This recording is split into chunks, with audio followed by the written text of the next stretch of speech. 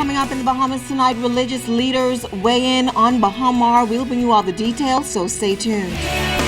Coming up in the Bahamas tonight, a candid chat with the chairman of the Public Service Commission. What you would like to know about the public service. And National Insurance offers advice to employers on the new minimum wage. The Bahamas tonight, the National Report starts right now. Now in HD.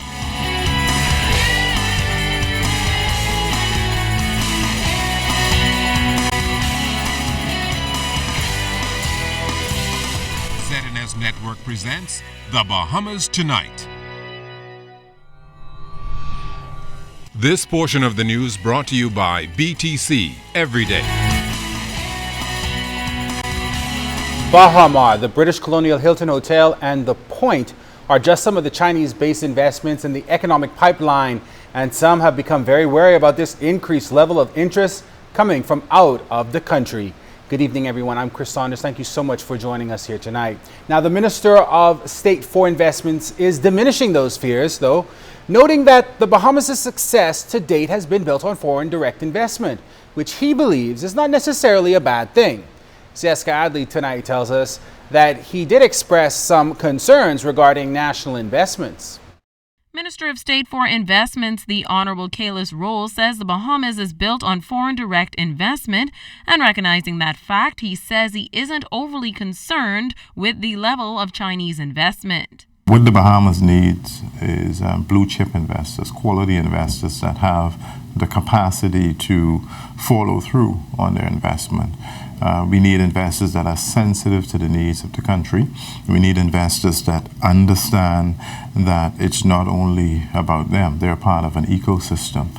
But while he's comfortable with the types of investors the country is attracting, the state minister did, however, express concern about the impact on small and medium-sized enterprises. We were extremely good at attracting foreign direct investment, whether it's Chinese, Canadian, American, or European.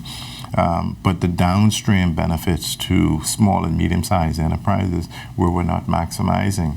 And that's a function of how we built our management system from the public sector side as well as the private sector side. Noting that it is the government's responsibility to create jobs, economic activity plays a vital role in achieving that goal. He pointed to the need for the perfect balance between foreign and domestic investment. So if you want to generate job opportunities, you have to generate economic activity. And economic activity has no limit when you look at the unemployment rate and you look at the state of small and medium-sized enterprises. It's difficult for the government to put a cap on who can invest what. He believes the only way the Bahamas can receive the best return on investment would be through its proposed National Development Plan. Siaska Adderley, ZNS Network News. Members of the religious community tonight are hoping to assist the hundreds of employees of Bahamar whose jobs remain in the balance through prayer. As Janae Noel Ferguson tells us tonight, the issues they say have gone on long enough and divine intervention is now necessary. A number of churches have come together to host a Jericho prayer walk to pray for a speedy resolution to the Bahamar ordeal. They say it was poor the way the ordeal was played out in the public domain, with the constant back and forth by stakeholders and government officials. We need to think of what will be the consequences of what we release to the public. Something has to be said, but once it's fair comments, and not that's going to cause more damage to the situation. The more politics or politicians stay out of the negotiation and you hire other qualified persons to take the negotiation forward, I think we'll have a better chance of survival. The government has been involved in that. It has given the developers a whole lot of concessions and the rest of it, and they've been working like lovers all along. It's a pity they are breaking up at this point, and so we're asking them to come back together. The religious leaders also criticized the developer for disrespecting the office of the Prime Minister and said they stand with the government in this regard. It's first and foremost an office. And anyone coming in, as we ourselves, as citizens of the Bahamas, would not disrespect the office. We are not allowed to do it. Why should we allow others? Both of them are somewhat gone beyond the character. And I think there's some apologies and some settling and forgiving need to be done and come back to the table with cool heads. And as the government has committed to paying the salaries of Bahamar employees, the church leaders questioned how long this can last. Go over for another year. I think it's in jeopardy and we're in great distress. And the people who are waiting for a job and all of those expatriates who have to go back home, it would be a disaster. Now, the government has coincidentally referred to the payment of the salaries as a loan. The pastors reiterated that the interest of Bahamians must be a priority, and the church will do what they can to see the resort completed and the issues resolved. The Jericho Prayer Walk is scheduled for Saturday, August 15th at 5:30 a.m. Janae Noel Ferguson, ZNS Network News. If you haven't heard yet, the government today announced it is cracking down on who it conducts business with and distancing itself from those who may be operating their companies on the wrong side of the law. Clint Watson tonight on the new process that went into effect today that changes business as usual. Starting today, all companies who are up to date on filing and paying all taxes will be granted a certificate confirming this position. What's even more significant is only those companies in good standing will now be eligible to do business with government and qualify for other contracts. On Wednesday, the Department of Inland Revenue introduced a new tax compliance certificate. The tax compliance certificate will only be issued to taxpayers who are current with their tax obligations to the government. Now, these obligations include filing tax returns and paying the assessed taxes. Now, here is where it really affects those wishing to do business with the government. The certificate is required for individuals who wish to tender for the award of a contract with the government or a public body. It also applies to those who wish to collect monies for services rendered under a government contract. Now, the certificate is also needed if you wish to register ownership or change ownership of a taxable good, and if you are seeking to receive concession or allowances under the provisions of the legislation. Now, the department says the certificate will be valid for a period of either 1 month or 6 months, depending on the value of the contract. Now, you have to apply for the certificate. The department officials say they'll be in communication between various agencies such as National Insurance, the Business License Unit, Customs, Real Property Tax, and VAT to ensure you're compliant. If you're not compliant, you will be referred to the relevant agency to address the matter. What is also important to note is that a tax compliance certificate will not limit the execution of audits and will not rule out future taxes that are owed to the government. In the newsroom, Clint Watson, ZNS Network News. Changes are now unfolding in the country's largest workforce, the public service, and that includes reforms that will help reshape government services and demand more accountability from employees. Betty Thompson-Moss tells us tonight in this ZNS News exclusive that many government workers who are not performing are disciplined. It's considered an esteemed body of the public service, and its role is critical to the upward mobility of government employees. It's the Public Service Commission, which makes appointments, removes, and exercises disciplinary control over government workers.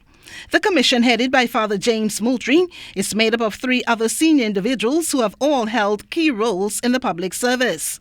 Father Moultrie says this is important because members want to have the confidence those who are making decisions will be fair. We have to ensure equity in the system, no abuse of persons in the system.